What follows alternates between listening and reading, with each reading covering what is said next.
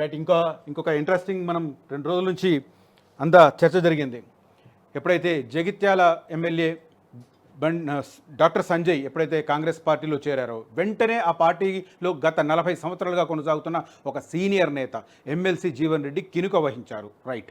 ఆయన్ను బుచ్చగించడానికి మంత్రులు రంగంలో దిగారు. ఢిల్లీ నుంచి అధిష్టానానికి సంబంధించి వాళ్ళు మాట్లాడారు, ఆ తర్వాత సీఎం మాట్లాడారు. ఇంత జరిగినా కూడా ఆయన ఎలాగూ మెత్తపడలేదు. సోమవారం అంతా జగిత్యాలలో ఒక డ్రామా కొనసాగింది. మంత్రి ప్రభుత్వ విప్లు వెళ్ళి ఆయన బుజ్జగించారు. సో ససేమిరా అన్నాడు, ఎమ్మెల్సీకి నేను రాజీనామా చేస్తానన్నాడు. నిరసన వ్యక్తం చేయడమే తదుపరి అని చెప్పిన పరిస్థితి. ఆ తర్వాత సీన్ అంతా మంగళవారం నాడు హైదరాబాద్కు మారిన పరిస్థితి. హైదరాబాద్లో కూడా సేమ్ ఇదే పర్వం కొనసాగింది. ఉప ముఖ్యమంత్రి మల్లు భట్టి విక్రమార్క, శ్రీధర్ బాబు వీళ్ళంతా వెళ్ళి ఆయనను కన్విన్స్ చేశారు. ఇదంతా కొనసాగుతున్నా కూడా తాను ఎమ్మెల్సీ పదవికి రాజీనామా చేస్తానని ఒకవైపు శాసనమండలి చైర్మన్ గుత్తా సుఖేందర్ రెడ్డి అపాయింట్మెంట్ అడిగారు, అసెంబ్లీ సెక్రటరీకి ఫోన్ చేసి అడిగారు. ఇదంతా కొనసాగింది. ఈ నేపథ్యంలోనే నిన్న ఉన్నట్టుండి సడన్గా ఆయన్ను ఢిల్లీ రమ్మన్నారు. సో ఢిల్లీ రమ్మన్నది బుజ్జగించడానికే అని అందరం అనుకున్నాం. కానీ అక్కడ జరిగిన సీన్ డిఫరెంట్.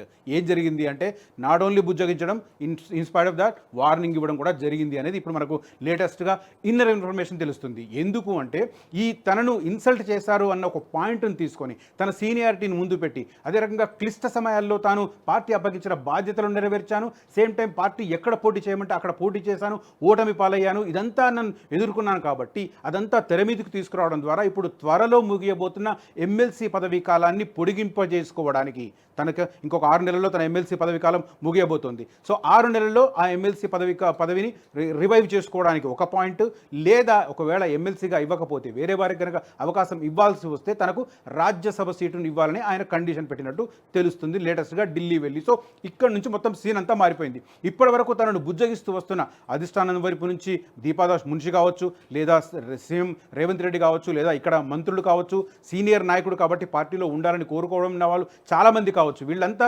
బుజ్జగిస్తున్న వారు ఎప్పుడైతే ఈయన ఈ కండిషన్ పెట్టారో ఎమ్మెల్సీ పదవిలో కంటిన్యూ చేయడం, లేకపోతే రాజ్యసభ సీట్ ఇవ్వడం, ఈ 2 అంశాలను తెర మీద తీసుకొచ్చారో అప్పుడు సీన్ మొత్తం రివర్స్ అయినట్టుగా తెలుస్తుంది, సీరియస్ అయినట్టుగా తెలుస్తుంది. పార్టీలోకి వచ్చే వాళ్ళు వస్తారు, మీరు ఉంటే ఉండండి, లేకపోతే మీ ఇష్టం. అంతేగాని రాజ్యసభ సీటుకు సంబంధించి ఎప్పుడో జరగబోతున్న ఎన్నికలకు సంబంధించి ఇప్పుడే హామీ ఇవ్వడం కుదరదు అని దీపాదాస్ మున్షి కుండబద్దలు కొట్టి చెప్పినట్టుగా మనకు ఢిల్లీ నుంచి సమాచారం అందుతుంది.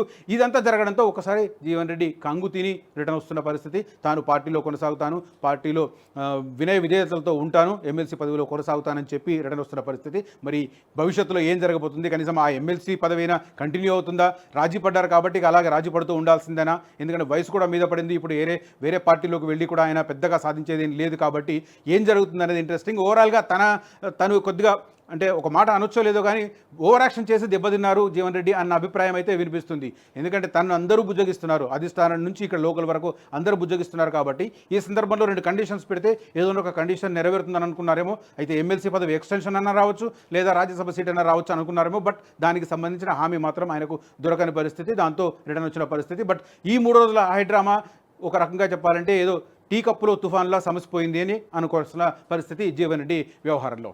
అసలైన తొలి వెలుగు. ఫాలో వాట్సాప్ @తొలి వెలుగు అఫీషియల్.